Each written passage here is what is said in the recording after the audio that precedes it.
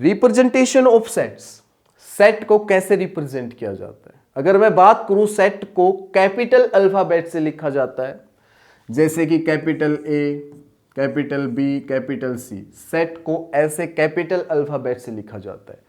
पर इसमें एक भयंकर बात है कि सेट की दो फॉर्म होती है, एक होती है रोस्टर फॉर्म, एक होती है सेट बिल्डर फॉर्म। ये नाम जरूर याद रहते हैं पर फॉर्म को पहचानना हमारे लिए बहुत मुश्किल हो जाता है कि कौन सी सेट बिल्डर फॉर्म होती है, कौन सी रोस्टर। आज के बाद तुम्हें दिक्कत नहीं आएगी, मैंने इसको एक तरीके से याद रख रखा है, आप भी वैसे याद कर सकते हो। अगर मैं रोस्टर फॉर्म की बात करूं तो मैंने R4 रो से याद कर रखा है, R4 रो से मैंने याद कर रखा है रोस्टर फॉर्म को। अब रो में जब चीजें हम लिखते हैं तो कोमा लगा लगा के लिखते हैं, जैसे कि 1, 2, 3, 4, 5।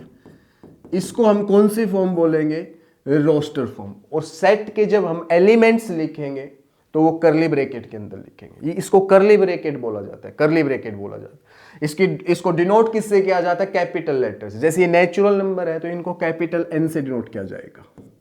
Yes sir. तो उम्मीद करता हूं रोस्टर फॉर्म आपको याद हो गई होगी। R4 रो, R4 रोस्टर। तो रो में लिखा जाता है, कोमा लगा लगा के लिखा जाता है, करली ब्रैकेट में, है ना। तो ये चीज मैंने ऐसे याद कर रखी है, आप भी ऐसे कर सकते हो, बहुत आसान, याद रखना। बात आती है सेट बिल्डर फॉर्म की। अब जो बच गई वो सेट बिल्डर फॉर्म है।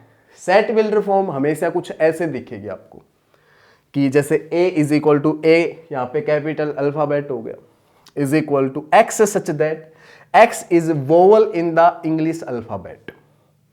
ऐसे जब आपको लिखा मिले तो समझ जाना वो सेट बिल्डर फॉर्म। कोमा लगा लगा के ना लिखा हो तो समझ जाना सेट बिल्डर फॉर्म है। और जब कोमा लगा लगा के लिखा जाए, रो में लिखा जाए, रो में लिख रखे देखो रो में, तो समझ जाना वो रोस्टर फॉर्म है।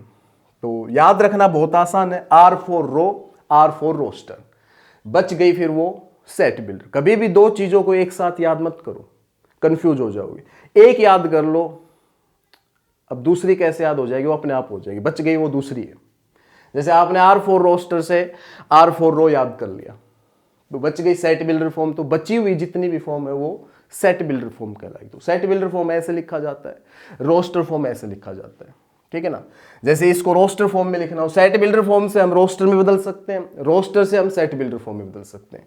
इसको जैसे रोस्टर में लिखना हो तो रोस्टर में कैसे लिखेंगे, A is equal to English alphabet जो होते हैं आपके वो क्या होते हैं, और वो भी वोवल क्या होते हैं, A E I O U, ये 5 होते हैं, ये आपको ध्यान होगा। अब ये R4 रो में मैंने लिख दिया, इसका मतलब ये रोस्टर फॉर्म है। कौन सी फॉर्म है भैया, रोस्टर फॉर्म है। ऊपर वाली बच गई वो सेट बिल्डर फॉर्म। तो याद करना बहुत आसान है, बस ज्यादा एग्जाम्पल लेने की जरूरत नहीं है, इतना ही काफी है।